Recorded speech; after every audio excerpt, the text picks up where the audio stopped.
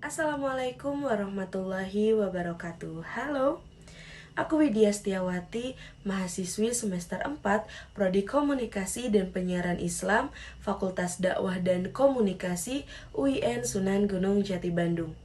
Video ini dibuat untuk memenuhi tugas ujian akhir semester mata kuliah Retorika dan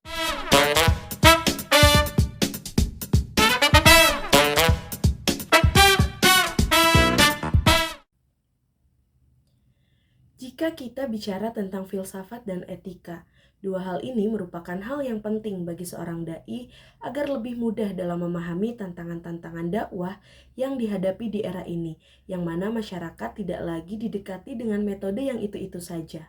Maka berfilsafat merupakan salah satu cara yang tepat dalam memperluas pandangan terhadap persoalan yang dihadapi, yang dalam realitanya problematika yang terjadi sangat heterogen, sehingga metode yang digunakan juga harus lebih bervariatif dan menyesuaikan dengan perkembangan zaman.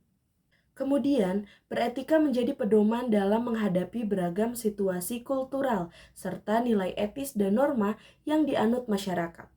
Nah, buku Filsafat dan Etika Dakwah ini memaparkan beberapa konsep dasar filsafat yang meliputi pengertian umum, sejarah, cabang kajian, dan analisis teks dengan filsafat yang dibahas pada bab pertama.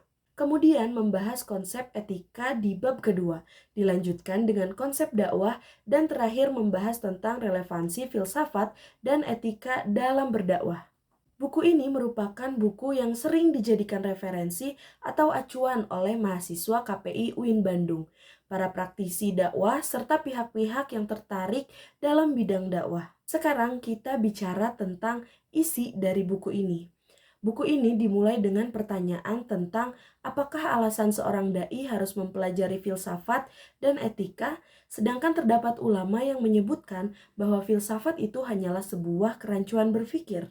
Jadi di dalam buku ini sudah dijelaskan bahwa etika merupakan sebuah cabang ilmu dari filsafat yang perlu untuk dipelajari.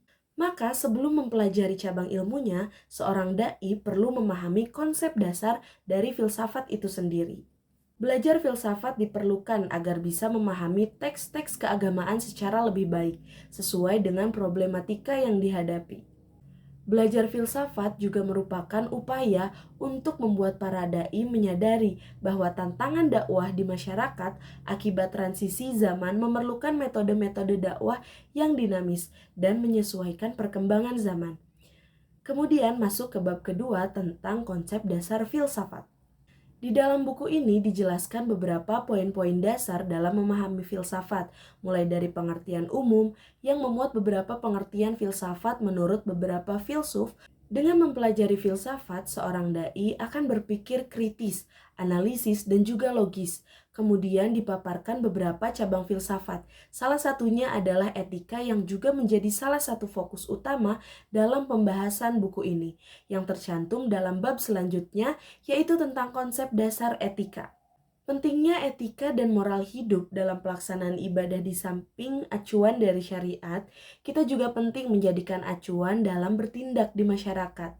Selanjutnya terkait dakwah, meskipun berdakwah merupakan kewajiban setiap muslim, namun dalam praktiknya dakwah tidak boleh dilakukan dengan paksaan, intimidasi, apalagi kekerasan.